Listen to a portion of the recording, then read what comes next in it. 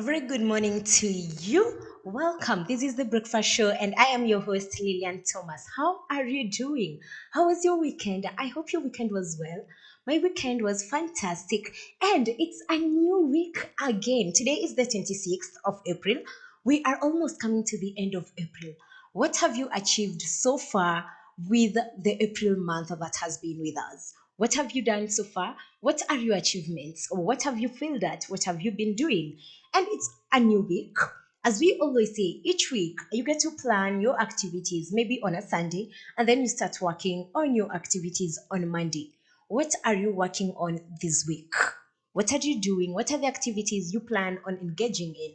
Starting as from today till maybe Friday or Saturday, depending on when your week ends. So till maybe Saturday, yes. What are you planning to be doing till Saturday? If you are watching me for the first time right here, we are live on Facebook at Farmers. On YouTube, we are at Farmers Media. If you're watching me for the first time, kindly follow our pages on Facebook. We are at Farmers. Follow the page. On YouTube, we are at Farmers Media. Kindly subscribe to the page. Every time we're going live, you'll always be notified.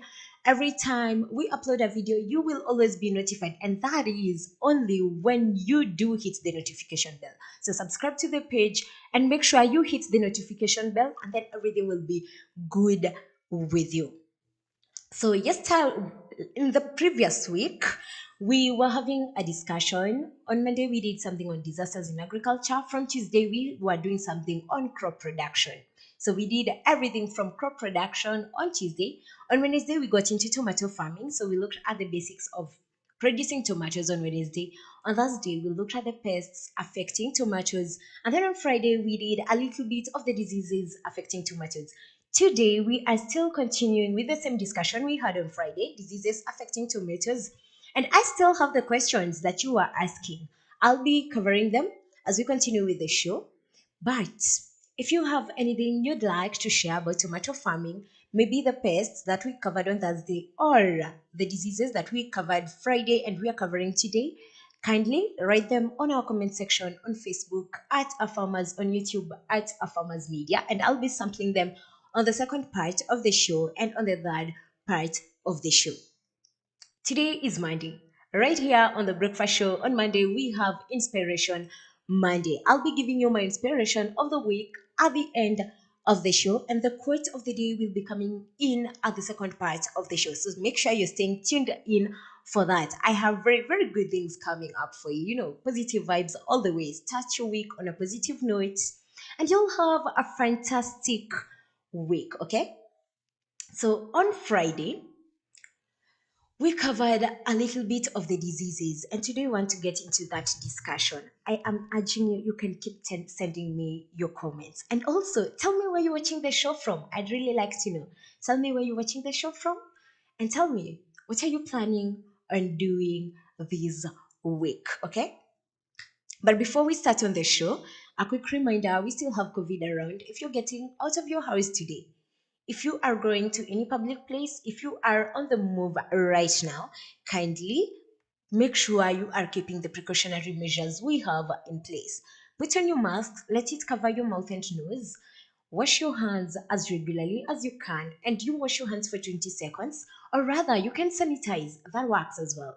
And make sure you're keeping social distance whenever you are in public places, and you will be good to go. You are here because you've been keeping these measures, so don't stop. Just keep putting on the measures we have in place. So on Friday, we looked at several of the diseases that we have affecting tomatoes. We looked at them like 5 diseases, and then today I want us to look at another 5 that I think, yeah, I said I will be giving you everything in bits. So we are going to be looking at another 5 of the diseases, and today we will be looking at bacterial wilt, powdery mildew, blossom end rot. I have another disease here, I've forgotten the name. We'll be looking at late blight, and we'll be looking at bacterial canker. Last week we looked at early blight, we looked at fusarium wilt, we looked at several of them. So today I want us to start at bacterial wilt. I'm not sure if you've heard of bacterial wilt or if you know it, but if you don't know it, I'll be introducing you to it. And I know Sarah will be putting up images on the screen of the disease so that you can be able to identify them as you go along your way, maybe when you are in your tomato farm. So, bacterial wilt is a bacterial disease, just as the name suggests, it is a bacterial disease, and it so happens that it is very common in the tropics. So in bacterial wilt, on Friday we looked at fusarium wilt, and we said it has its basis in the soil. So it is something that starts from the soil. It's a disease in the soil that actually gets into the plant through the roots. And it is the same for bacterial wilt. It is a disease in the soil that actually gets into the plant through the roots, either by absorption or if you have an injury in the roots or a wound in the roots, it actually gets through the wound or the injury. But there is a difference for you to be able to differentiate bacterial wilt and fusarium wilt. You find that in fusarium wilt, actually, when the disease attacks the plant wilts, the plant wilts. But in this particular fusarium wilt, when the plant is wilting, the plant actually turns yellow.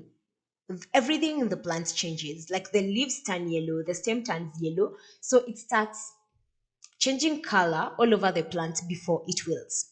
But for bacterial wilt, it's a little bit different. So you find in bacterial wilt, the stem towards the base of the stem turns a little bit towards yellowing, but the leaves remain green. This particular disease, the leaves remain green and the plant wilts while the leaves are still green. So the plant will wilt and die without actually even yellowing. For most people, they might not even identify what the problem is because you notice your plant is still green, you don't see an issue with it, and then your plant is just dying. But when you look at the stem, you find that it is a little bit darker and sometimes it turns into yellow. And then if you cut it, you find that it exudes a certain substance, more like white, gray, or yellow, somewhere in between. Okay? Somewhere in between. And this particular disease is very high in places where we have very high temperatures of 30 to 35 degrees Celsius. So high temperatures tend to make this disease spread a little bit way too fast. When you have it in your soil, it gets into your plant, and your plant dies way too fast when the temperatures are between 30 to 35 degrees Celsius. Actually, the maximum rate, like the maximum period is usually at 32 degrees Celsius. By the time you're getting to 32 degrees Celsius, you find that you are losing most of your crops in the farm.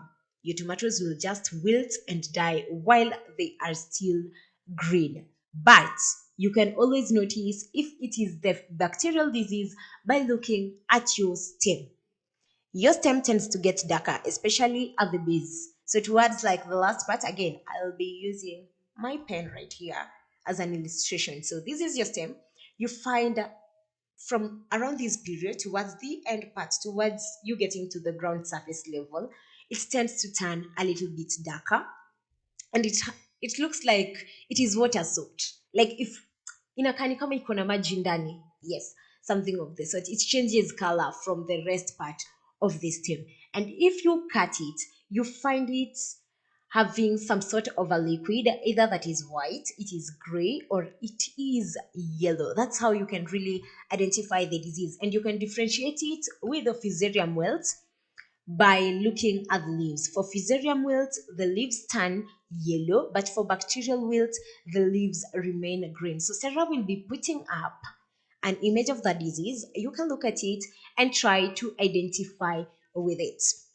How do you control this particular disease? Again, this is a soil-borne disease. So it has to start from the soil, because this is a soil-borne disease, meaning it will be in your soil, and you can actually get rid of it in your soil, or you can control the levels you have it in your soil by practicing long-term crop rotation. You remember I said for fusarium wilt you can do like rotation for like 5 to 7 years. You can do the same thing for bacterial wilt. Like rotate your crops for like 5 to 7 years. Make sure you don't have any crop from the Solanaceae family in that particular part of the farm that has this disease. And I said crops in the Solanaceae family include tomatoes, potatoes, eggplants, and the name, oh my god, the name is gone. African nightshade, or rather, yes, the black nightshade, more commonly known as managu. Yes, those are the crops we have in the Solanaceae family. And these crops tend to be affected by the same diseases. So the moment you put them in this particular farm, they'll be susceptible to getting this disease. They have a higher likely chance of getting this particular disease. So for you to break the cycle, you can always practice crop rotation. And because this disease stays in the soil for so long, I don't advise that you do crop rotation that lasts like 3 months or 6 months. That's quite short. You can rather make it a very long term thing, 5 to 7 years, and you can always plant crops that will not be affected by this disease. Crops such as the brassicas. The brassicas include kales, cabbages, spinach. You can always plant them here, or rather, you can plant cereals. So that includes maize, wheat, barley, and the stuff. Or you can also plant legumes. So we have beans, we have soybeans, we have green grams, we have pigeon peas. Like all these are legumes. You have groundnuts. You can always plant them to break the cycle. And the moment you realize that you have a crop that is infected in your farm with this disease, if you can, just get rid of the crop from your farm. Get rid of the crop from your farm. Remove the diseased plant, destroy it completely away from your farm. Yes, that's okay. Okay. And then the other thing that you can always do is ensure farm sanitation, because you find it is in a particular point of your farm. Whenever you come from your farm or from your field, make sure you are cleaning your equipment. Actually, some people recommend that you actually use bleach to clean your equipment to ensure that you don't transfer it from one crop to another, from one part of your farm to another. So make sure you clean your equipment after each farm session that you have in your farm. And when you are taking care of your crops, because it tends to get into your crop actually through wounds and injuries, if you can, as much as possible, just try as much as possible and ensure that whatever you are doing in your farm, you don't damage your crops, more specifically the root system. So be very careful when you are operating within the farm that you don't damage the root system that you have around your farm. And this particular disease tends to be lower in acidic soils. If you can get your soils to an acidic pH level of 6 to 6.5, it would really help in minimizing this particular disease that you have in your soil. So just have it in mind. It's a soil-borne disease. It affects your crop, and the way it affects your crop remains green, but your crop wilts and dies. But you can always identify the difference by looking at the stem and at your leaves. You can always differentiate it between bacterial wilt and fusarium wilt. For fusarium wilt, the leaves tend to turn yellow.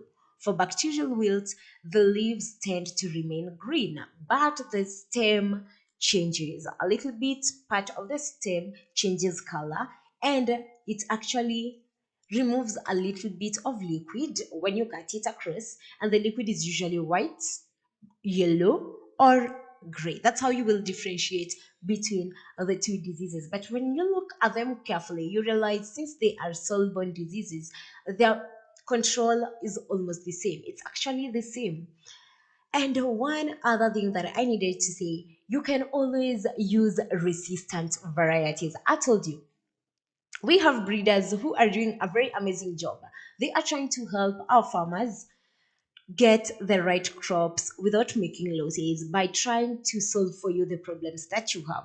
We have varieties that are actually resistant to these particular disease. In Kenya, that one particular variety is the fortune maker.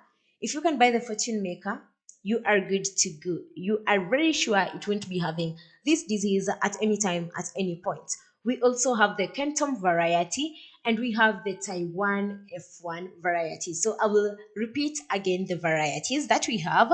We have the fortune maker, we have the Kentom, and then we have the Taiwan F1 varieties that are actually resistant to bacterial wilt. That's it about bacterial wilt. But if you have any information, any further information about bacterial wilt or questions regarding to bacterial wilt, make sure you are writing them on my comment section on Facebook. We are at Our Farmers. On YouTube, we are at Our Farmers Media. And then I'll be looking at that at the second part of the show. Yes, I just remembered a hack I needed to tell you before I get into the next disease. But the next disease we are looking at is powdery mildew. So you can just have that in mind. We are looking at powdery mildew as the next disease. So a hack I have for you. We have been talking about pests and diseases in tomato farming. Did you know if you can't really identify the pests or the diseases you have in your farm, technology has made that easier for us. And it has made it easier by using the Plantix app. So you download, no, because if you're watching me, I assume you have a smartphone, you can access a smartphone. Yes. You download the Plantix app on your phone, right? From Google Play Store. So download the Plantix app on your phone from Google Play Store. Install it in your phone. If you don't know, just ask. Millennials are very good at this. If you are not aware of what you're doing, just ask a millennial to do that for you. It is called Plantix. Tell them to download it and install it for you. Yes, you install it in your app, and then when you go to your farm, and you find there's maybe a disease or a pest on your crops that you cannot identify, you log in into your app, take a picture of this particular crop you have, and then the app will help to scan and diagnose for you the disease, and it will actually give you the remedy and the control measures that you need to be taking. So if you are in anything including crop production, any form of crop production, make sure you are using the Plantix app and it will work very fine for you. So our next disease is powdery mildew. And I'd like to know, what do you know about powdery mildew? What have you heard about powdery mildew? Do you know what it is? Maybe you have it in your farm, but you don't know the name. I always say you don't really need to be knowing the names as long as you can identify it. Like I can just give you the description and you can identify it, that is good enough. So powdery mildew. Have you ever walked to your farm and then when you look at it, actually appears on the leaf surface? Let me start there. It actually appears on the leaf surface. So have you ever walked to your farm and then when you're looking at the leaves you have in your farm, you find that they appear like they look whitish. They look whitish. Okay, your leaves are normally green, but you find like they look whitish. It's like they have a powdery substance on top of it. I hope you know powder.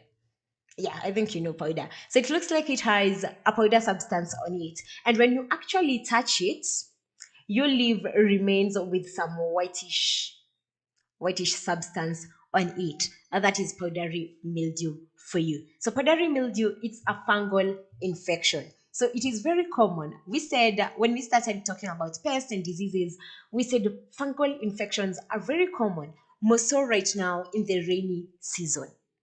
And you remember what I said on Friday about fungal infections? They are fungal infections, so they are spread by spores, and you find that these spores are really tiny, really tiny, really tiny.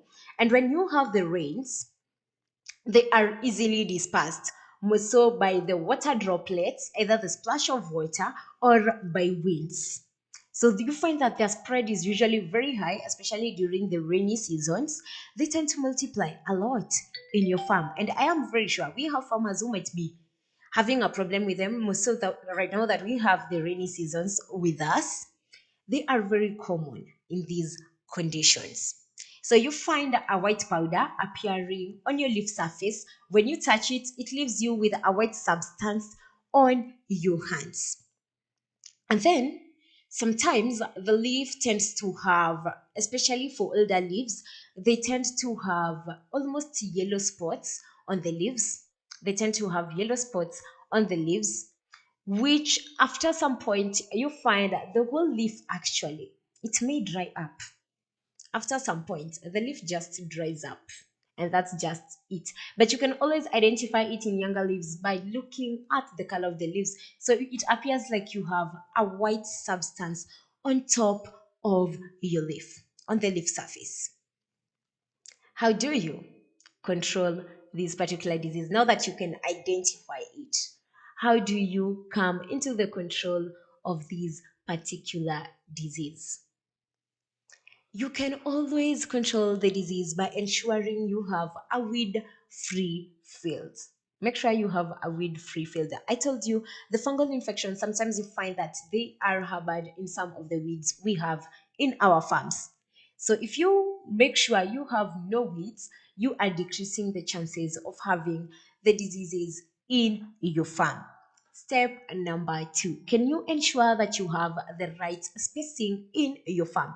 I said tomato spacing is 45 by 60 centimeters. So 45 centimeters between the plants and then 60 centimeters between the rows. Ensure you have the spacing that is required, because when you have the right spacing, you reduce the distance by which the spores can travel and get to the next plant and keep spreading.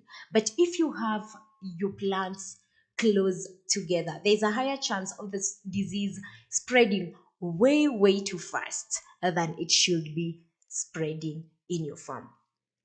And then, if you can try, just try and make sure you are ensuring crop rotation in your farm.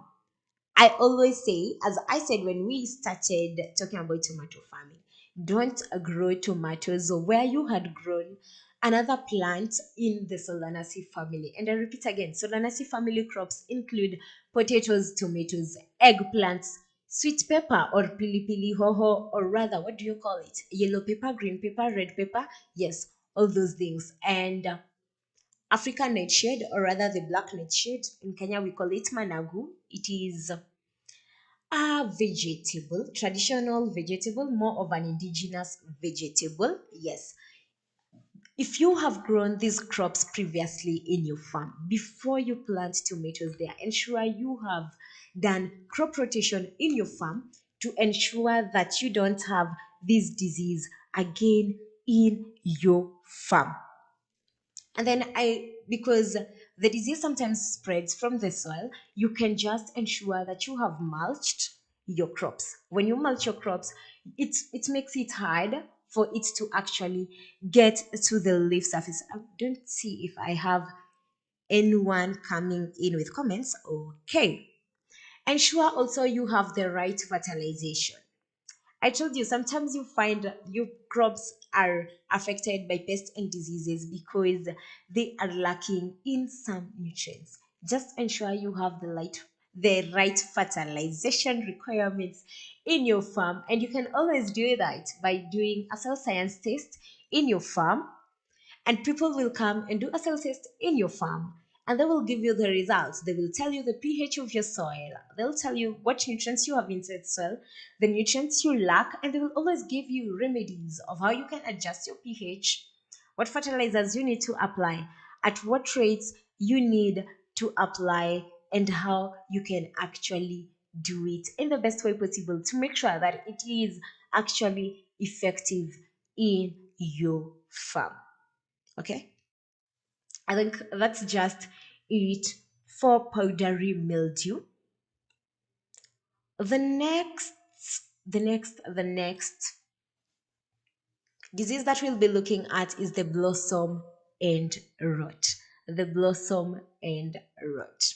So this is a disease, but it is more of a nutrient deficiency. You see the way we always say, ensure you have the maximum nutrients that are required in your crops. So sometimes you find your crop has less nitrogen, less calcium, less iron. So depending, those are called nutrient deficiencies.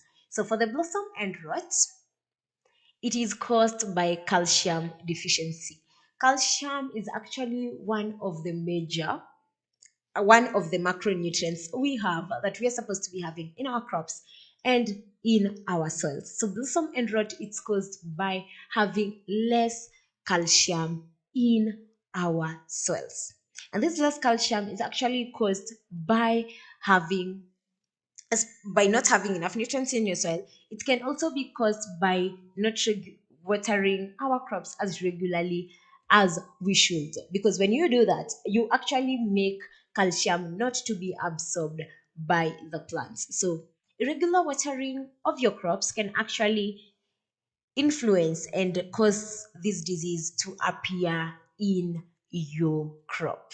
So this particular disease mostly affects the fruits and it affects the end of the fruit. I don't want to use the blossom end. Maybe you don't know what blossom is, but Sarah is putting up an image for you on the screen. You can be looking at that. It can help you identify what it looks like. But it is like you see the way you have a fruit, this end and this end.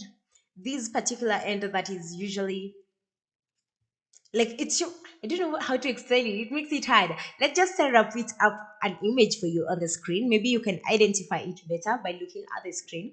So it starts by looking like you have a water soaked spot at that particular end of your fruit. That particular end that looks like it has water soaked, like inakanika ni maji, unaweza guza, unaweza finya. Ni kama iko na maji pahali. It looks like it just has a lot of water inside. You can just press it and you think it's water. And then after a while, it actually becomes dark. It stops looking like it has water and then it becomes dark brown and then it becomes sunken. It becomes dark and then you see the rot is actually drying up. You see it started like it is water soaked and then it becomes dark brown and then it rots. Like that particular spot rots and then it dries up. That is just it about the blossom end rot. So it actually happens especially in the fruiting stage. Yes, it is in the fruiting stage of the tomato plant and it affects your fruits and it appears at the blossom end of your fruit. And Sarah will be putting up an image for you so that you can be able to understand what I mean by blossom end and what actually this particular disease looks like. And how can you control this disease? We've said it is caused by not having enough calcium in your soil. So the first thing is to ensure that you have enough calcium in your soil.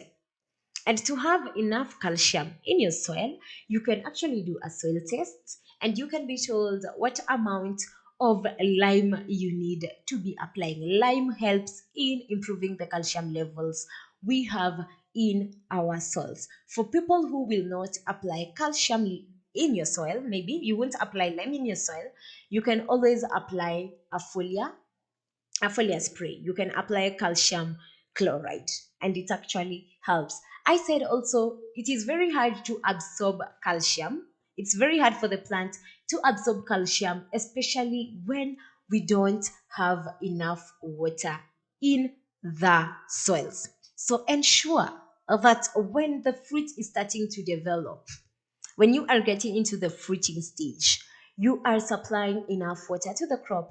Avoid stressing the crop, especially with water. Make sure you are giving it enough water as you start the fruiting process. So we've discussed about powdery mildew, we've discussed about bacterial wilt, and we've looked at the blossom and rot. So we've covered like 3 diseases. I said we'll be doing a maximum of 5 to 6 in a day. We are great to go. That is enough for you. I don't think you need all that information in a single day. That is just enough for you. So I want to go on a very short break, but when we come back, we'll be looking at late blights and we'll be looking also at canker. So we have some 3 diseases that we'll be looking at. So we'll be looking at late blight, we'll be looking at bacterial canker, and the tomato mosaic virus. So don't go anywhere.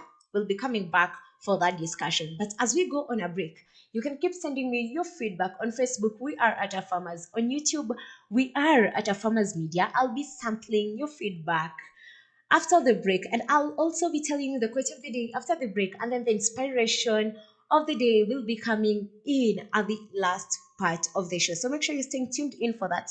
And you can as well tell me where you're watching the show from. How informative is it being to you? You can always give us feedback. You can tell us what you need us to improve on. What do you think we're doing right? What are we not doing right? We always tell you this is a farmers. This is the home of African farmers. This is your home. This is where we tell you stories.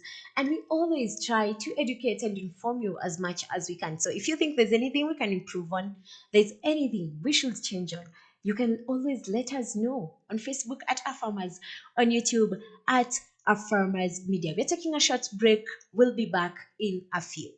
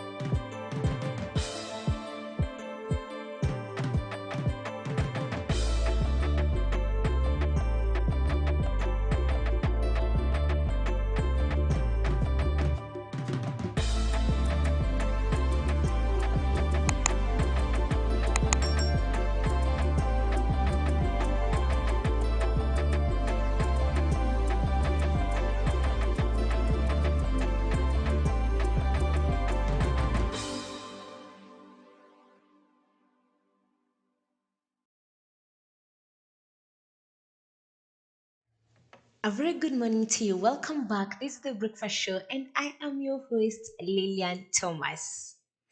This is our farmers, and you are watching us live from our farmers on Facebook and at our farmers media on YouTube.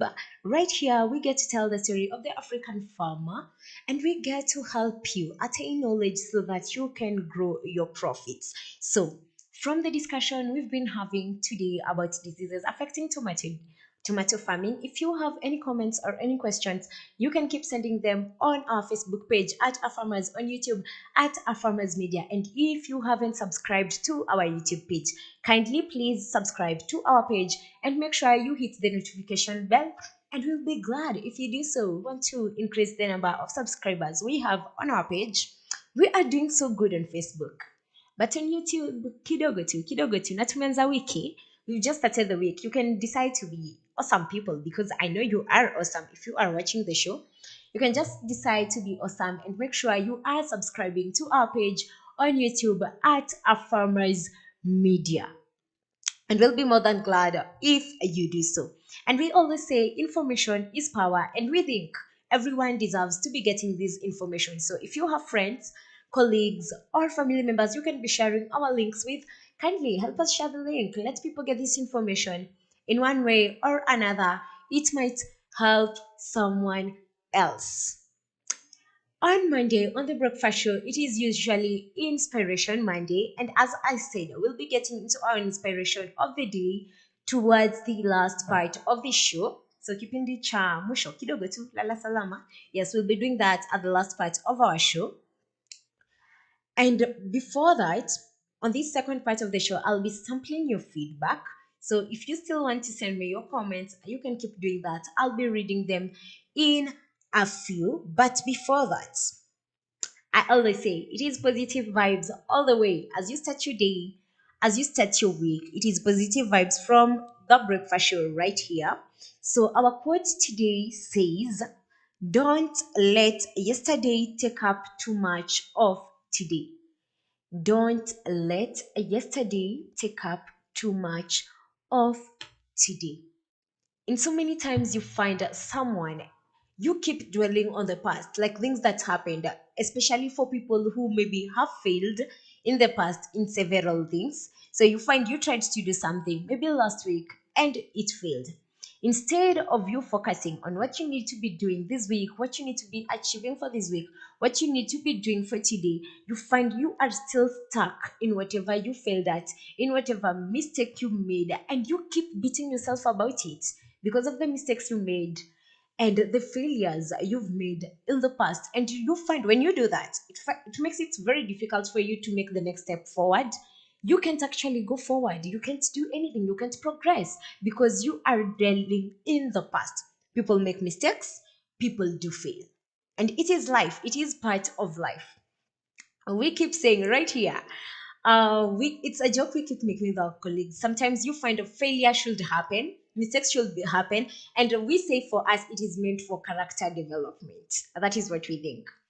Character development, it will always make you think in a better way, make wiser decisions, become smarter in everything you need to do. You can identify the mistakes next time you won't be making them. It makes you a better person. So don't dwell in the mistakes you've made in the past. Don't dwell in the failures you've made in the past. Yesterday is gone.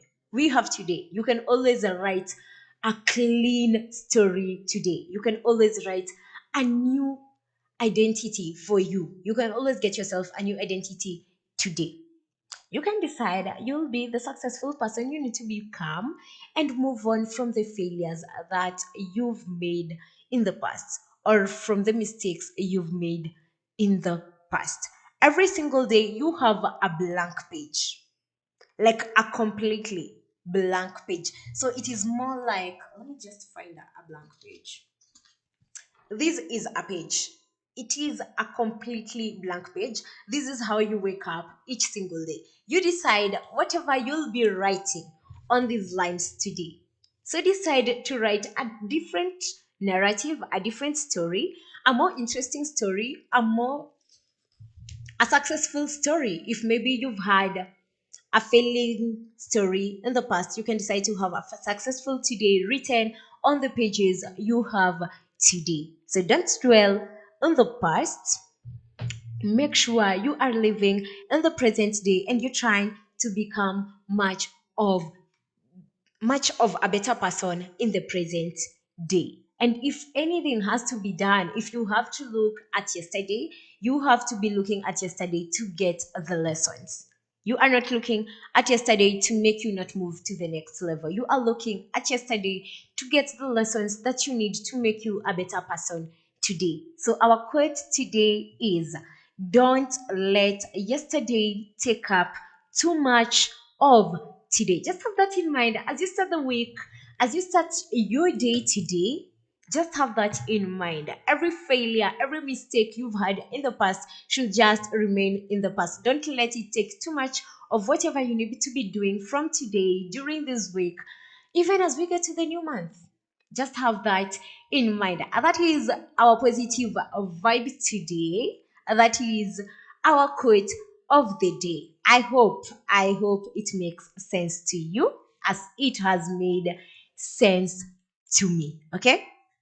So we've been talking about pests and diseases in tomato farming, and I will reintroduce you again to the hack that you need to be having if you are in production of any crop. So if you are in the production of any crop, I will be introducing you to a hack that I think you should be using, that you should be knowing. So I will introduce you to the Plantix app. The Plantix app is downloaded from Google Play Store and you can install it on your phone. And the moment you install it on your phone, it helps you identify the pests and the diseases you have on your crops. It as well gives you the weather patterns you expect in your area. So it is a win-win. It gives you a lot of the things you need. So you use it by, you install your app, make sure you have data on your phone, log in into your app when you are in your farm. If you see a certain pest or disease that you can't really identify or you need to find a control measure, take a photo of the crop using the app, and then the app will help you by diagnosing and scanning the photo, and it will give you the disease or the pest that is affecting your crops, and it gives you the control measures. So technology is making things easier for us. Make sure you are making good use of the technologies we have in place. Sawa sawa? Okay. I want us to get back into our discussion, but right just before we do that, let me just see a few comments I might be having on Facebook. Let me just sample a few of the things I might be having on Facebook.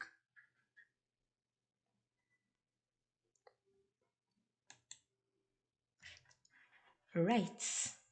So we have, good, awesome.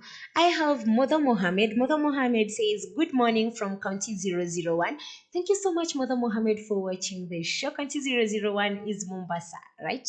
Yes. Thank you so much for watching the show. We are starting it on a very new note, a very good note. It's a brand new week, and we are glad that you have tuned in. And then I have Mitchell Michovic. I hope I got the name right. Mitchell Michovic says, good morning from Uganda. Good morning to you, Mitchell. I hope you're doing fantastic. I hope the show is good. I hope it's being informative to you. I hope you are getting the positive vibes that we are trying to spread right here from County 034 in Kenya. We are in Kajiado County, Kitengela, more specifically. And we are trying to communicate with you, farmers, right here at our farmers.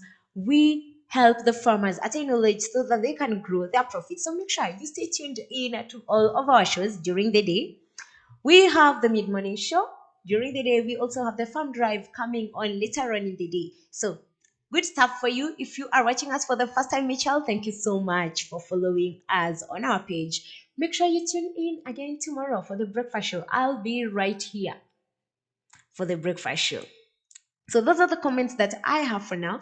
But if you have any comments, any questions in regard to tomato farming, you can keep sending them before we conclude our discussion about tomato farming that we've been having since Wednesday. You can always send me your feedback I'll be looking at them. We can see what we will be addressing and what we can be answering you, what information you need to be getting about tomatoes. We can just work around it and make sure you get the information that you need, more specifically on this topic.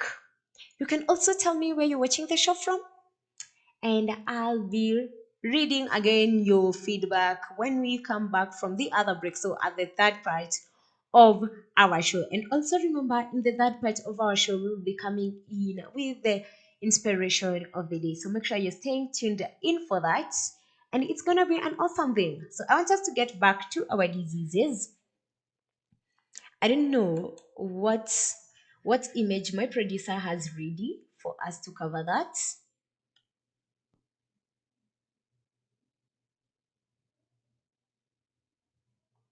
Okay, so we can start with the tomato mosaic virus.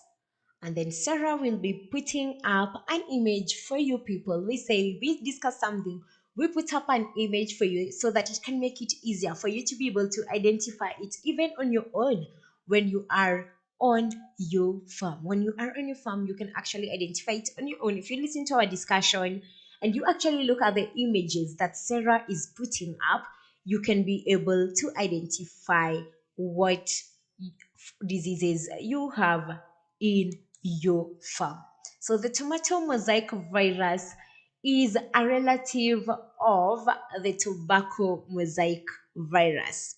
So maybe the terms could be a little bit hard for you, but maybe I'll just describe what it looks like. So you find that in your leaf, so if you have a leaf, this is your leaf, you find you have variations of the light. If your leaf, say we have just a plain green, you find your leaf has variations of light and dark greens in the surface. So the variations of colors, so it has a variation of light and dark greens in your leaf. So it's not a normal, like the plain green that you should be having. There's variations, there's lighter shades, there are darker shades in your leaf surface. And then at some point you find that your leaf kind of starts to look stunted. Stunted is like a little bit smaller than it should be looking for its size. So we say if we are in the fifth week of growth stage, your leaf almost looks like it is in the third stage of growth stage. So it looks smaller or stunted. It is not increasing in size. It looks like it's not increasing in size. And at some point, you find like it's not increasing more specifically in the width, but it appears like it is very long. It starts looking like it's becoming very long. So it looks like it's more elongated. If you know the fern plant is a flowering plant. I don't know. If you went to school, if you did flowering plant, if you can remember, you find your leaf starts to look like a fan plant. But Sarah will be putting up an image for you so that you can be able to identify what I am saying. And you find that the moment your leaf is starting to get distorted, so it's looking stunted, it has color variations of green, the lighter shades of green and the darker shades of green, which we call mottling, which might be a difficult term for you. So I'm using the simplest thing I can say, more of color variations. Maybe you can understand that. And you find it is usually very high in specific conditions, more so in high temperatures and in high light intensity. Again, we go back to temperatures of above 30 to 35 degrees. Yes, 30 to 35 degrees Celsius. You find these symptoms tend to be severe in these conditions. Do you remember I said the right temperature for you to be growing your tomatoes is around 20 to 24? Anything above 27, you just have a disaster in your farm. You remember we said at 27, you find actually the fruit set is low, like you'll find you'll be having less fruits than you should be producing in your farm. And that means low productivity, low yields, economically lower, much more lower value of the crops you should be getting, meaning you're getting less money for the produce that you are producing in your farm. Sometimes you find it affects the fruit also. And when it affects the fruit, when you cut your fruit, so when you dissect the fruit like kati kati, you find that inside it kind of looks brown. It kind of looks brown. And I will start by saying this. This disease is actually, you see, we've discussed about Fusarium wilt and bacterial wilt, and we said they are soil borne. For this particular disease, they are seed borne. They are found in the seeds. They are found in the seeds. So, again, when we'll be talking about the control measures, you'll find we'll be looking at the kind of seeds you are using in your farm. What seeds are you using in your farm? Because the seeds determine if you will get the tomato mosaic virus. So I know Sarah has an image for you. She's putting it up. So you can be looking at the image as we continue discussing about it. Maybe it will help you identify this particular disease if you have it in your farm. The disease is seed-borne, but in sometimes you find it remains. You see, when you harvest your plants and then you have these plants, you harvest your fruits, right? And then you have the plants remaining, like the stem and these other things that you don't harvest remaining. Sometimes it can be found in the remaining part of the plant. So when you plant another crop again, you find it can actually, not even when you plant another crop, if it starts fruiting again, you find your crops are reinfected. And this is not now more of a fungal infection that we will say it will be spreading during the rainy season by dispersing and by all these things. No, it doesn't work like that.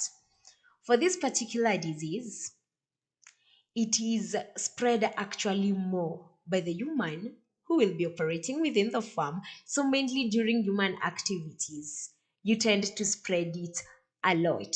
So, either when you are transplanting, or when you are pruning, or maybe when you are pest scouting in your farm, you tend to spread it a lot. Contact makes it spread a lot within your farm.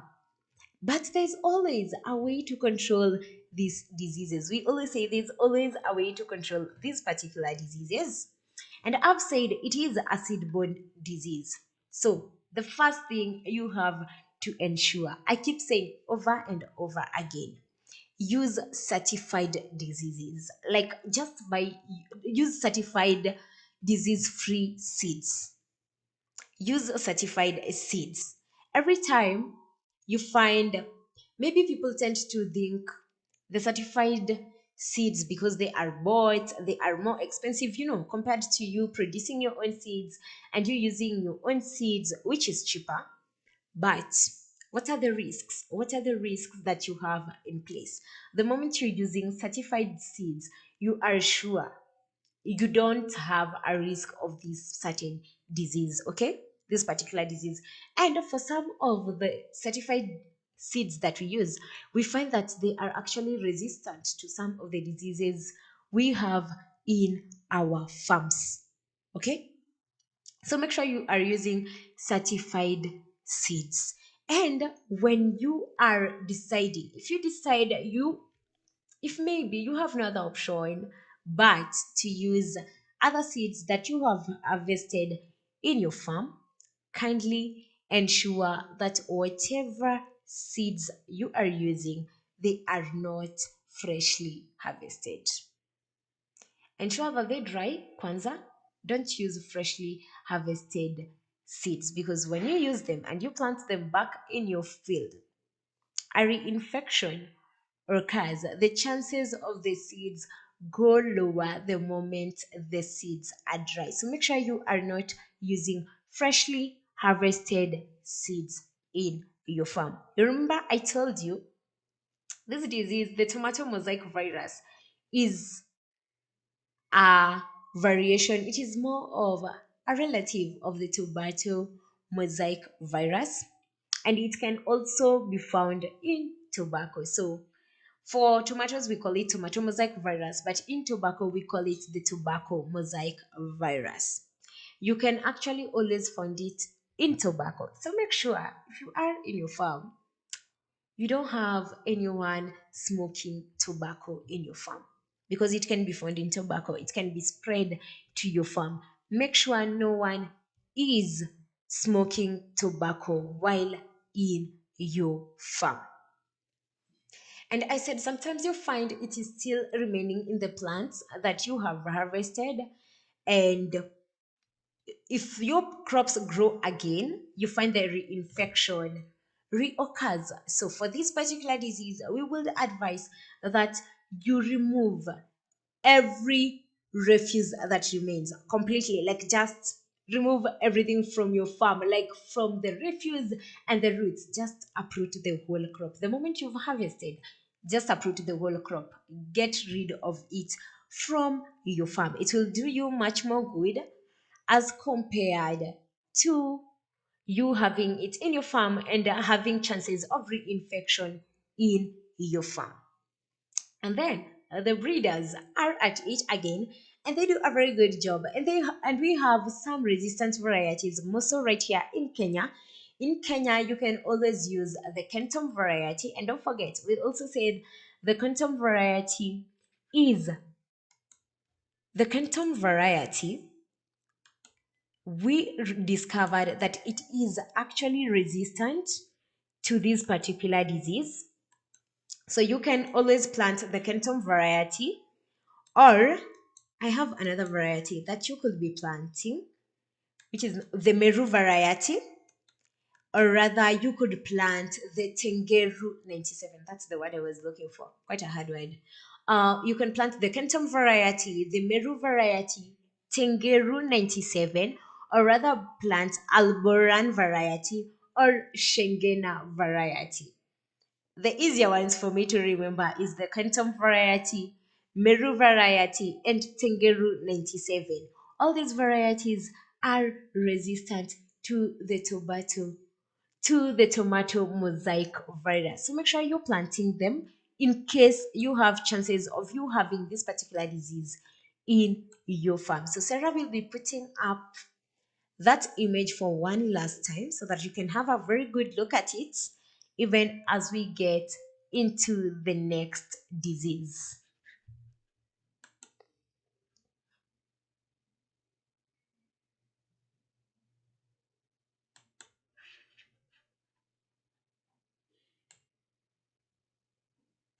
Okay, so Sarah, you can let me know what image you have ready, and then we can just cover that.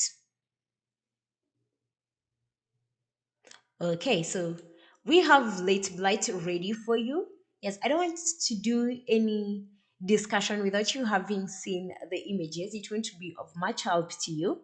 It won't help you in any way because you won't be able to identify the disease. It won't help you in any way when you're in the farm. So Sarah has the late blight image ready for you. So the next disease we are getting into is the late blight disease.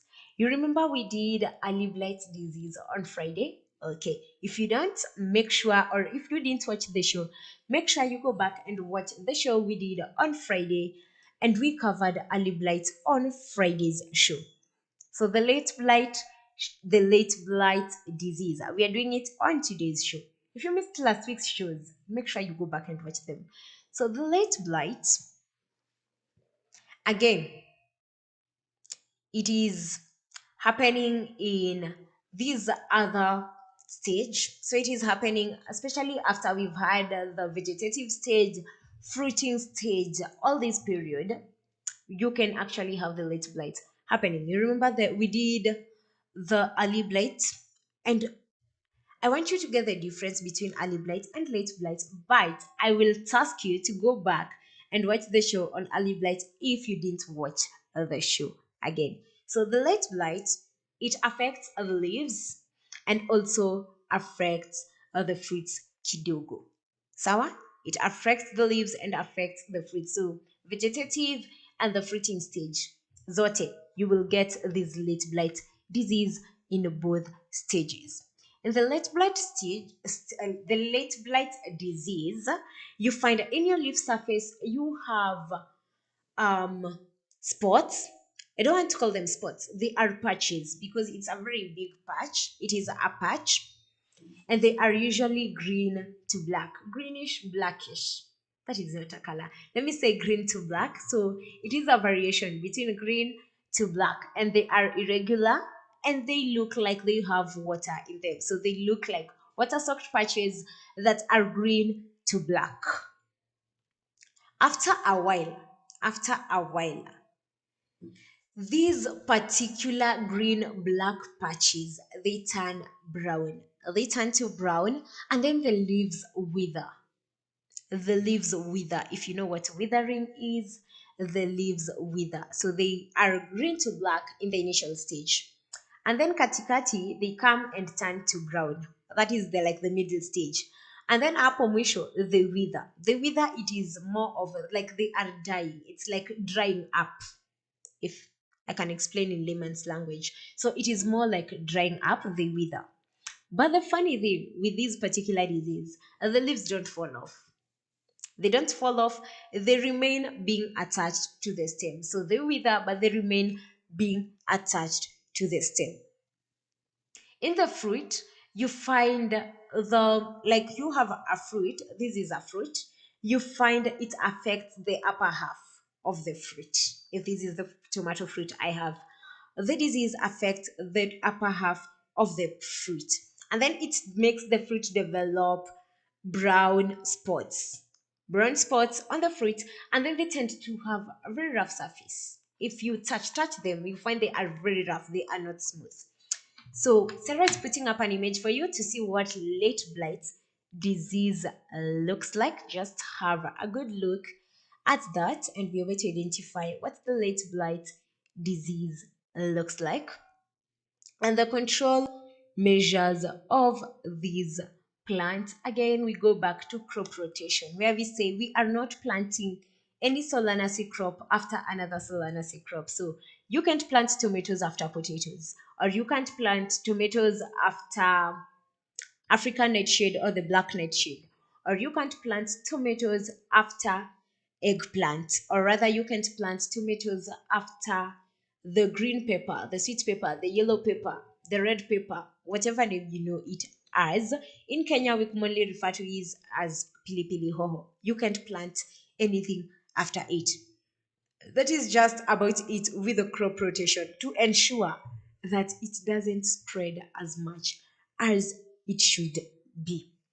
And then when you're transplanting, make sure when you are transplanting very healthy seedlings, and you don't use transplants that are already diseased. Make sure you are transplanting very healthy seedlings that are not diseased. And again, we have resistant varieties. Early blight resistant varieties include Rio Grande and again the Tengeru 97. Remember, we've also said that the Tengeru 97 is resistant to the tomato mosaic virus. So the moment you have it, already you are already weeding in like two diseases, which makes it a better plan for you. We are going to be taking a short break, but when we come back, we'll be looking at the bacterial canker, and I think it will be the last disease that we'll be looking at for today. And then tomorrow, I got a message somewhere, someone wanted to get more information about Tuta absoluta. That is where we will be wrapping up the show about tomato farming. So tomorrow we will be doing something about Tuta absoluta into more details. Try to find the remedies that people can be using. Try to get deeper into it for you to understand what it really is. But that is it for tomorrow. Is what we'll be looking at tomorrow. But as for now, you can keep sending me your feedback on our page on Facebook. We are at A Farmers. On YouTube, we are at A Farmers Media. I'll be sampling them when we come back after the break. And also remember, it is Inspiration Monday right here on the Breakfast Show at A Farmers. Our inspiration is coming right after the break, so make sure you don't go anywhere.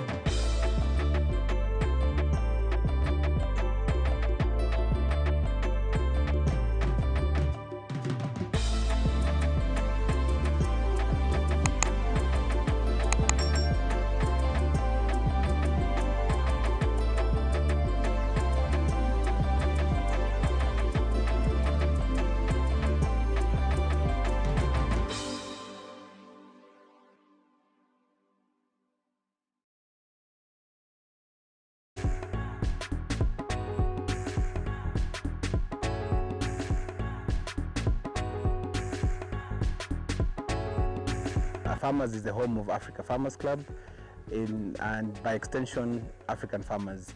The whole idea behind Farmers is to transform the image of an African farmer from a producer into an agripreneur, somebody who actually does not think about how to produce onions, but how much is going to be used to produce onions, and so that way then they can be able to transform their vision, they can be able to look at their farms as businesses, and they can be able to know when to engage with the market. What we have done is that we have developed a hub where farmers bring their information, bring their questions, their challenges, and other farmers are there to come out and help. Facebook has not just been instrumental, Facebook has been a working partner for myself as well. And Facebook has actually transformed the way we relate, an open platform. My background is in tech, and I know you cannot build a platform that can reach out to so many people. Initially, it was just a few farmers in 2 counties, Machakos County and Kajiado counties, but now it has transformed. We have a stronger membership from Nigeria and Zambia than even Kenya itself, And the reason behind this is the messages I get from different farmers across Africa. And then something interesting came to my mind, and I thought about using the camera. Every time I visited farmers, I would be able to post in the community, in the group, in my own profile, and just share the story of the farmer that I visited. And then I asked myself, why wouldn't I get this information, develop it in a way that other people can be able to benefit? If we go for a training, how do we capture that so that those who are not, the farmers who are not able to come for that training can still benefit? And hence the birth of Farmers Media. Our mission as an organization is to help farmers, African farmers, to attain knowledge and grow profits.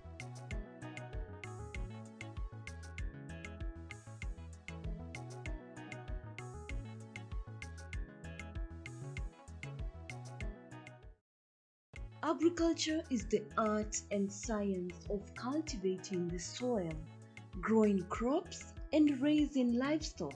Agriculture provides most of the world's food and fabrics. It is not only a source of food and income, but also creates employment opportunities for many people in the world.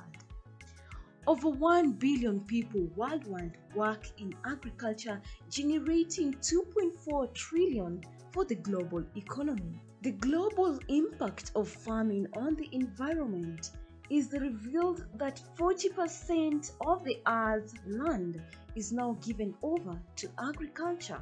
Agricultural development is one of the most powerful tools to end extreme poverty, boost shared prosperity, and feed a projected 9.7 billion people by 2050. And we, the Farmers Media, roll the carpet for you as we welcome you to our thrilling farm visits to different farmers that educate and inspire you in different sectors in agriculture. Catch us also on our shows on all our social media platforms as we bring you educative and informative information that will help you learn and guide you on your agriculture journey to success. Our farmers attain knowledge and grow profits.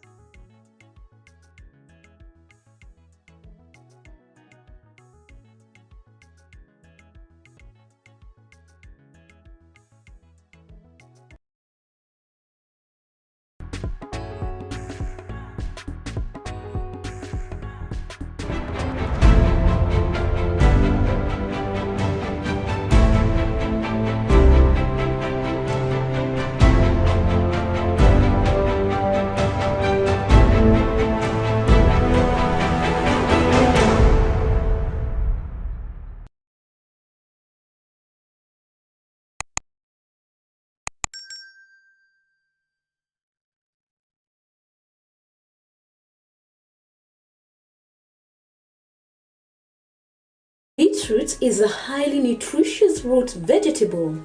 The beetroot is the top proportion of a beet plant. It is one of the many varieties of the genus Beta vulgaris, all of which are mostly grown for their edible taproots and leaves. Beetroot is a root crop that takes approximately 3 to 4 months to mature. Beetroot is a fairly easy crop to grow as long as the soil is well cultivated prior to planting. Beetroots do not enjoy wet, boggy, or shady soils. Beetroot can be sown in trays and transplanted when the seedlings have two true leaves. Plant in full sun, space seedlings 10 to 15 centimeters apart, and rows 20 centimeters to 30 centimeters apart so they have room to grow. Beetroots are also ideal for containers or raised beds. Beetroots will happily thrive in small areas as long as there's at least 20 centimeters depth of soil. Beetroot has been used not only for food but also for treatment for numerous conditions.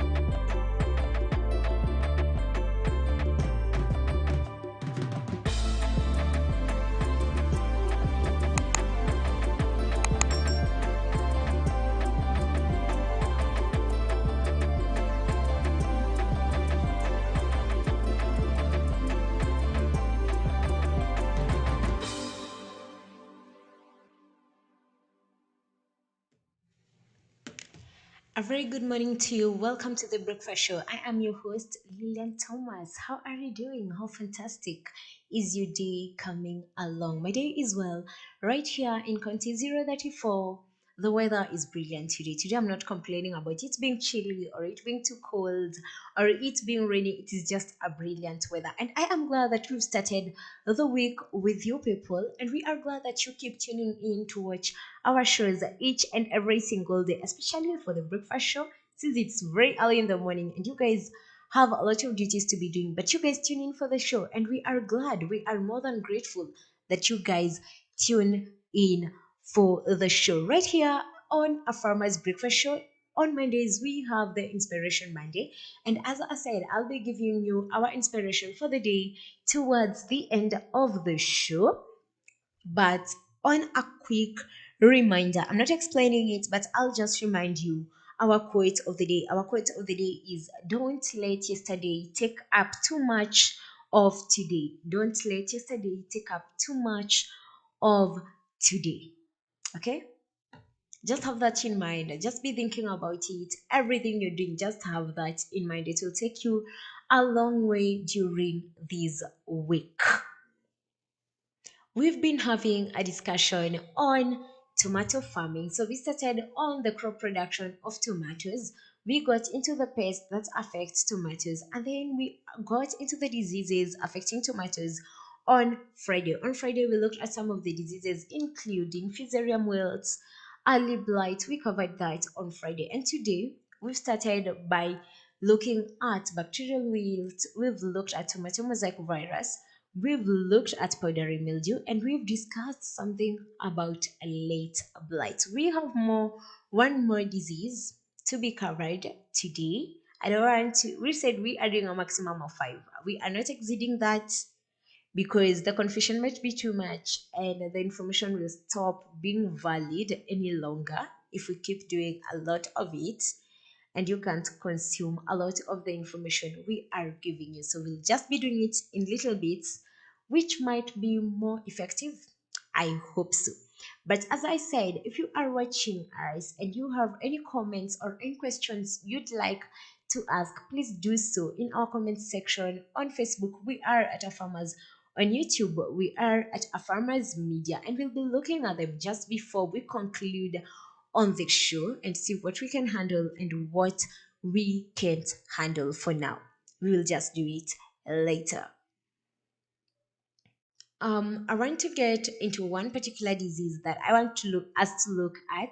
It is the last disease of the day, and today the last disease we are looking at is bacterial canker. Bacterial canker. I know there's someone who asked me something about bacterial spot. Is it Tony? I think last week Tony Hillary asked me something about bacterial spot. I'll be looking at that tomorrow morning.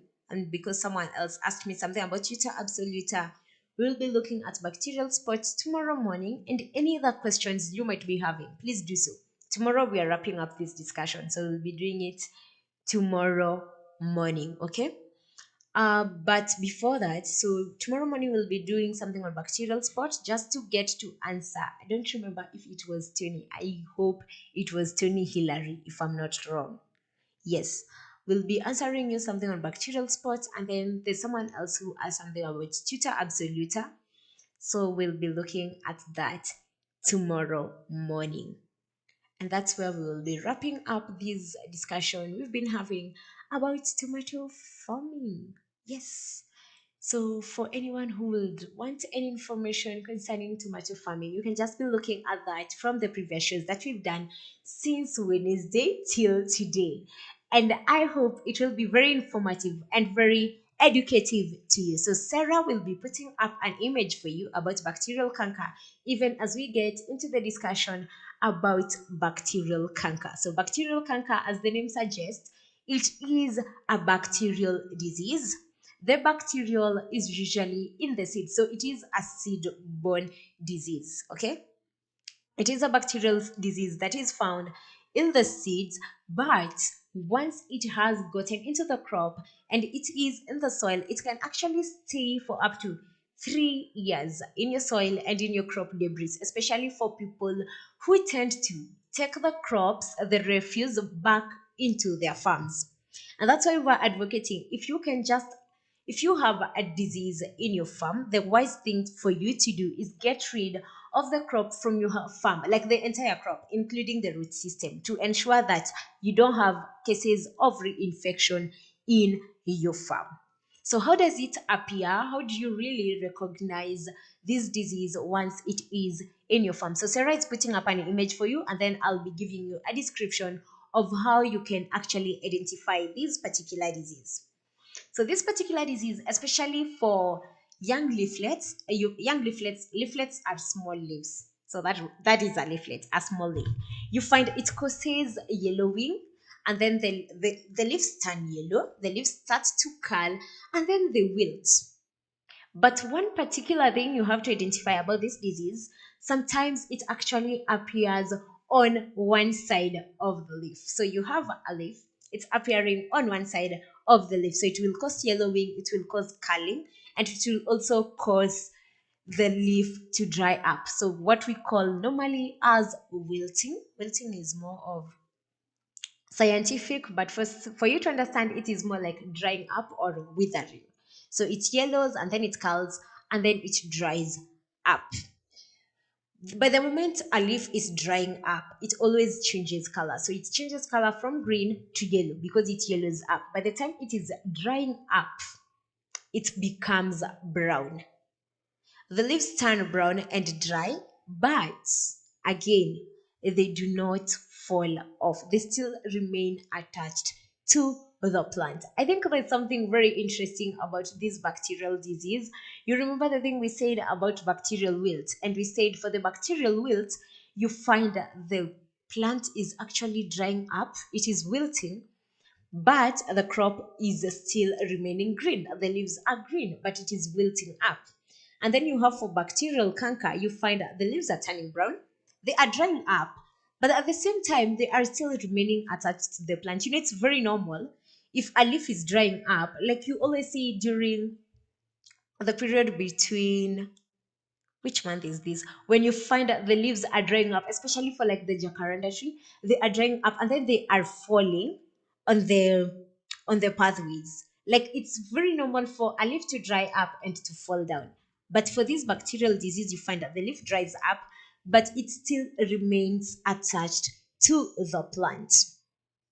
And I said it always happens on like one part, one side of the leaf. That's how you can easily identify it. And then it is also very common that this particular disease might only develop on one side of the whole plant. I know that is weird. It might develop on one side of the whole plant.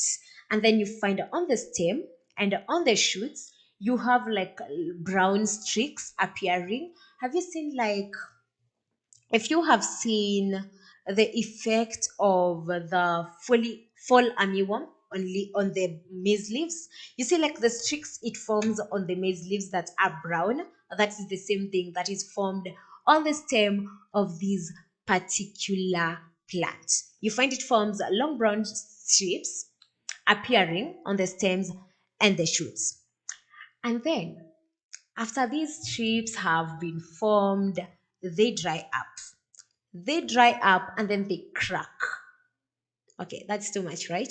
So they form brown strips and then they dry up and then they crack open. When they crack open, now they form a thing we are calling canker. That's where we get the name of the disease from. That's where we get the name bacterial canker from. They form brown streaks on the stem. These brown streaks, they actually dry up. And when they dry up, they actually crack. So you find your stem is cracking. It cracks and it forms a thing we call a canker. And as you can see, that is where we are getting our name from. It forms a canker. When you look at it, when the canker has formed, after it has dried up and cracked, and you look at the stem inside, you find like the tissues inside the stem, they look white or yellow or reddish brown, depending on. A normal plant will be looking green, right? But you find for this particular disease, the stem inside, like the tissues inside the stem, actually looks white, yellow, or rather brown. And you find it also like it has affected the stem, the leaves, it also affects the fruits of this particular disease. And when it affects the fruits of this particular disease, especially when it's starting to develop at the younger stage, you see, like the development stage, when you're starting to develop fruits, the fruits tend to be very small, they become deformed, and then they just don't develop. They fall off, something we call abortion. The seeds get aborted. So the fruits are small, very small, and then they become deformed. And then at some point, they actually just fall off. They get aborted. They don't grow. They don't produce. They don't grow to what extent they should be growing. That is it, what happens to the fruits when they are younger. But in older fruits, actually, it affects, but it now doesn't cause abortion. It actually causes spots on the fruit. The fruits get circular spots. So a circle is something like this. So it forms circular spots, not very big, very small actually, almost this size, just as what I am just showing you, like 3 millimeters, very small, very small, very small. And then they are brown at the center. So that's the difference. They are brown at the center. And then when you look at the outside part of that particular spot, it looks white.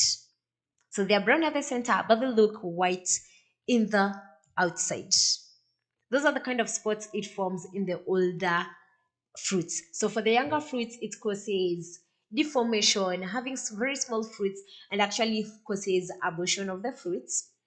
And then remember, for the leaves, it causes yellowing, it causes wilting, it causes curling, and then at some point it might affect one part of the plant, like one side of the plant. And remember, these leaves, after they have been affected, they turn brown, they dry up, but they do not fall off from the stem. They do not fall off from the branch, they do not fall off from the stem. They still remain attached to the plant. And then you get long brown streaks on the stems, which after sometimes they dry up, they crack and form something we call canker. And this canker, when you look inside the stem, like the tissues, they usually have white, brown, or yellow lines within them. That's how you can identify the disease. Sarah is putting up an image for you to see, for you to be able to identify this particular disease. How do you then control this particular disease? Again, I said it is seed-borne. It is found in the seeds. So the kind of seeds you're using to plant actually matter. First step number one, use certified seeds when you are planting tomatoes. Certified disease free seeds. Make sure they are certified and they are disease free seeds to reduce the chances of having this disease in your crop. You remember we've said that if you actually take the refuse back to the soil, this particular disease can stay in the soil for almost 3 years, for up to 3 years. It is very important that you practice crop rotation. Practice crop rotation. And I always say, if you are practicing crop rotation for crops in the Solanaceae family, you can always use the cereals, which include maize, wheat, barley, or you can use legumes, things like beans, groundnuts, pigeon peas. They will help you out with that. Or use crops in the Brassica family. Areas crops in the Brassica family. The Brassica family consists of certain crops which are cabbages, kales, spinach, most of the vegetables we have in the Brassica families. They will help in altering the cycle of this particular disease. Make sure that you are not working in your tomato field when it is wet, as you can easily spread the disease through your activities from one crop to the other. And also, you find that this disease can be spread by overhead irrigation. So make sure you're not using sprinkler irrigation. And I think actually that method is just not conducive to be used for any method. For any, if you want to control every pest, every disease, if you've looked at the discussion we've been having since Thursday, we've been like, if you use this sprinkler irrigation, if you're using overhead watering, you are more likely to increase the spread of pests and the spread of diseases. If you can you just use drip irrigation? There's just something with the overhead irrigation. It causes more harm than good. Yes, it causes more harm than good. If you can just lay a drip system in your farm, use drip irrigation. It is more effective and it makes things easier for you in the farm. All right? Yes, if you can just use a more enhanced system, which is the drip irrigation, the sprinkler irrigation has proven not to be very, very good. And to avoid spreading the disease from one crop to the other, especially during management, ensure that you are cleaning the equipment that you are using in your farm, especially during stages like pruning. Make sure you are disinfecting the knives you're using. Clean your equipment after every farm session. Make sure you are cleaning your equipment after every farm session. And we said something about weeds. When we were doing something about crop production, we said something about weeds. Sometimes weeds tend to have these pests and diseases that we are actually trying to fight. And in order to control these pests and diseases, it's easier if we do not have weeds in our farm. Make sure that you have a weed free is the word. Make sure you have a weed free farm. Ensure that you have no weeds in your farm. So constant weeding, regular weeding, because some of these weeds actually are more susceptible to these diseases, and they actually make the disease to stay in the farm because of their presence. So ensure that you have a disease, not a disease, or a weed free farm. It is very important. It is very vital. So today we've discussed several diseases. We've discussed the tomato mosaic virus. We've discussed the bacterial canker. We've discussed the late blight. We discussed the powdery mildew, the bacterial wilt, and the blossom end rot. So I don't know if Sarah can put up the images of up one last time as we wrap up this discussion. We are not discussing any more disease. We are not discussing any more diseases, so I want us to wrap up this discussion right here. So we want to see, Sarah, what images have you got? In what order? From the beginning, okay? So we started with bacterial wilts. So Sarah will be putting up an image for you to help you identify the particular disease.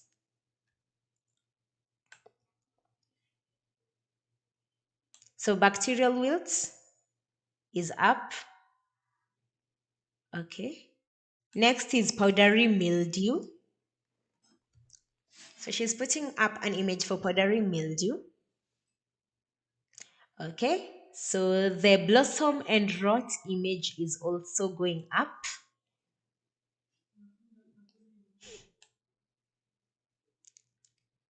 The next one is late blight disease.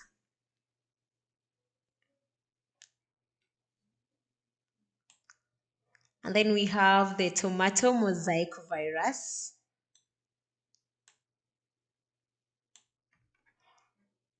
And then lastly, we've discussed bacterial canker. That has been our discussion about diseases today. Tomorrow, I have one particular disease I know I should have covered because I had a question on it and I didn't. I didn't cover it. So I'll be doing that tomorrow. I am very sorry, Tony, that it has come, like it is the last disease I'll be looking at tomorrow. So tomorrow I'll be looking at bacterial spot as the last disease and anthracnose. And also someone asked something about tuta absoluta. We'll try and look at it in a deeper way and see what information we have about tuta absoluta, since it is a very recent thing, especially more so in East Africa. It came like in 2014. Yes, actually, in most countries, it has come from around 2010. So we'll try and see what information we have about tuta absoluta, see what control measures we've been given around, see what has been working, what has not been working, what we need to be improving on. That is what we will be covering on tomorrow. Actually, if you have any information about it, you can hit our DM or as well our comment section on Facebook at Our Farmers, on YouTube at Our Farmers Media. And the inspiration is actually coming in as the last bit, after I have done the COVID updates for you. We'll be doing the inspiration and then we'll be wrapping up the show right there, and then we'll be meeting tomorrow again. So we've been having COVID for more than a year right now in the country, and more so right now in Kenya. This is it what's second time we are having a lockdown. We had another lockdown last year from March till July. This year again we've had another lockdown that started just as we were finishing March, and we've been told we'll wait for to be updated on May 29th. But the numbers are a little bit worrying because we still have very high cases, and we need to be doing something about it, because when you look at it from another angle, we have people who are not working right now, people in the entertainment industry, people in hotel tourism. These people are strained right now. So if we can try to, you like, make your own personal initiative, I make mine, it becomes a joint effort. We help in flattening the curve. We ensure that the lockdown has been lifted up and these people get to going back to work, and also that we are safe ourselves. So as at yesterday, right here in Kenya, we had 469 positive cases out of a sample size of 4,194. The positivity rate is at 11.2%. The recoveries are at 304. The deaths as at yesterday were at 19. The numbers are still high, so make sure in everything you're doing, if you're going out in public places, make sure that you're putting on your mask and it is covering your nose and your mouth. Very important. Make sure that it is doing so. And also ensure that you are regularly washing your hands and sanitizing whenever possible, and keep social distance whenever you are in public. It will go a long way in helping you stay healthy for most of these from this disease, and it ensures that you are keeping your friends safe, your family safe, and everyone you have around you safe. And for people in our 5 counties, Nairobi, Kajiado, Mombasa, Nakuru, and Machakos, curfew inaanza saa mbili. 8 you're supposed to be home. Make sure everything you're doing by 8 you are at home, because you never know when they decide they will have a crackdown and you are caught up hapo katikati. It is not a good thing when you have to be sleeping on the road, or rather they take you to the cell. Not a very good thing. But we just want to wrap this up. On Mondays, it is Inspiration Monday right here on the Breakfast Show. But before I do that, can I just remind you our quote of the day, and then we can just do the inspiration and wrap up the show. So our quote today is, don't let yesterday take up too much of today. Don't let yesterday take up too much of today. Don't let yesterday take up too much of today. Whatever happened in the past, yesterday is actually the past. Whatever happened in the past, whether it was a failure, whether it was mistakes, don't let them hinder you from achieving what you need to be achieving today and in days to come. Do not let them hinder you. Do not let them stop you. Do not let them affect you in any way. Whatever happened in the past, imefanyika mse. It has already happened. There's nothing you can do about it. Whatever happened already happened. The only thing you can do about it is improve on it, or maybe correct it, become a better person, make better decisions. That's the only thing you can do about it. You dwelling in the past won't change anything that happened in the past. Ikishafanyika, imefanyika. And you see, there's a thing about you learning from the mistakes, and there's a thing about you regretting and dwelling in the mistakes. The wisest option for you to do is learn from the mistake. That is why we have the past. You learn from what you did wrong, what mistakes you made, what failures you had. You actually even learn from what other people in the past did, okay? That is what you're supposed to do. But do not dwell at it. Never ever dwell at it. And that is our quote for the day. I think it will go a long way to pushing you through the whole week. So whatever happened last week na haikugo through vile inafaa. That was last week. See, it is a new week. And pia we are finishing the month of April. Wow, the way these year is also going to end very fast, very quick. But into our inspiration of the day. So today, as I was coming, I was reflecting about something about acid. We've been talking about tomato farming, so we are growing seeds. So I want to give a reflection on acid. Acid is very small, a very small thing, right? Like one tomato seed. I plant one tomato seed. So I want to go through an analogy about a seed. You plant a seed, one seed is expected to produce more than one, let's say one fruit, or more than, except for something like a pineapple. So if I am planting one avocado seed, I expect a whole tree out of a seed. If I am planting one tomato seed, I expect a whole tomato plant. So, okay? So it's supposed to be giving me more. That's the analogy of a seed. It is something you plant to give you more of what you need, right? So the moment you plant a seed, you expect more, and that is what you're supposed to be getting. One orange seed is supposed to be giving you a whole orange tree and several orange fruits. That is the analogy of the seed. So a seed is planted. If you look at how a seed germinates, a seed doesn't germinate immediately. You don't put a seed in the soil and then it germinates, like sprouts up immediately. No, it takes some time. It takes some days. So you find like for a tomato will take 7 to 8 days for it to sprout, okay, for it to start growing. You find something like a bean, it takes 3 to 4 days for it to start growing. Have this other idea in mind. Seeds germinate at different rates, okay? Seeds germinate at different rates. So there's one that will germinate at 3 days and it is good and you'll be seeing it growing. It has sprouted. And then we have something like a tomato seed that it will be sprouting after 7 to 8 days. So they are taking different time levels for them to sprout. So that is an analogy of a seed. Once they actually, for them to sprout, there are conditions that are needed for them to sprout. So they'll be needing water, they need nutrients, they need all these nutrients for them to sprout in order for them to grow. And then once they've grown, they've sprouted and you can see them, they need to be managed. All these management practices we do, weeding and stuff in the farm, fertilization application.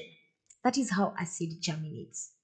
And then it gets to a point where it needs to fruit. And they fruit differently at different times. That is one thing you have to understand. They fruit at different times and in different levels, different amounts. So they have like the produce level is different. It is another analogy that you have to understand. So take it more of into our lives, like your personal life and yourself, like as a seed that has been planted at as a certain point. As a seed, you have a different sprouting rate from another different seed. So from another different person, you have a different sprouting rate. So for someone else, it might happen at 3 days. So let's say for like 3 years. For someone else, they might make it after 3 years. For you, it might be taking 7 to 8 days. So let's make it like 7 to 8 days. But for that to happen, there are conditions that need to be put in place. There are some effort that you need to be doing. There is some work that needs to be going into it in order for this to happen. So all these conditions have to be put in place. All the work has to be put in place for something to grow. Anything that you need to grow, you have to put work into it. The fruiting is different. Our lives, it's the same thing that happens. We don't always like give even back to the society at the same level. We don't make it at the same level. Our aspect of success is not the same. We don't have the same rate of success. It is different. It is a seed. Different seeds produce differently, different people succeed at different levels, in different speeds, and at different rates. So you are a seed somewhere planted make sure you are putting in the work that needs to be put in order for you to grow. And have it in mind, it will take a different time period for you to grow as compared to another person. It won't always be the same period of time. That is our inspiration for the day. This has been the breakfast show. So we have the mid-morning show coming up at 11, and then we'll be having, yes, the mid-morning show is coming up at 11 with Noana Selikadima, and then Conrad Kibe will be coming in for the Farm Drive show at 3 p.m. So make sure you stay tuned in for the rest of our shows during the day. And then I'll be back here tomorrow morning at 8:30 again. We get to do this, and we are finishing the discussion on tomato farming tomorrow morning. So you can keep the conversation going on our social media pages. We are Facebook at Afam. On Facebook, we are at Afarmers. On YouTube, we are at Afarmers Media. So just keep the conversation going. And as you go out here today, make sure you are being kind to every person you meet on the way. You never know the battles that people are battling with. So make sure that you are actually being kind to everyone you meet on the way. Until tomorrow, it is a goodbye from me.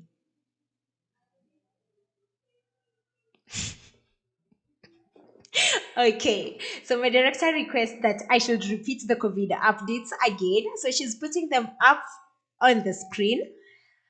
As at yesterday, in Kenya, we had 469 positive cases out of a sample size of 4,194. The positivity rate was at 11.2%. The recoveries are 304, and the deaths are 19. So those are the COVID updates in Kenya as at yesterday. So make sure you're putting on the precautionary measures we have in place. Put on your mask, sanitize your hands, and keep social distance. As you go out there, make sure you are being kind, be a good person, achieve everything you need to be achieving, and do amazing things and make this world a better place for yourself, for the generation we have currently, and for the generation to come. Until tomorrow, it is a goodbye from me. Until tomorrow, let us meet again tomorrow at 8:30 a.m. for the breakfast show. I have been your host, Lillian Thomas. Have a good day.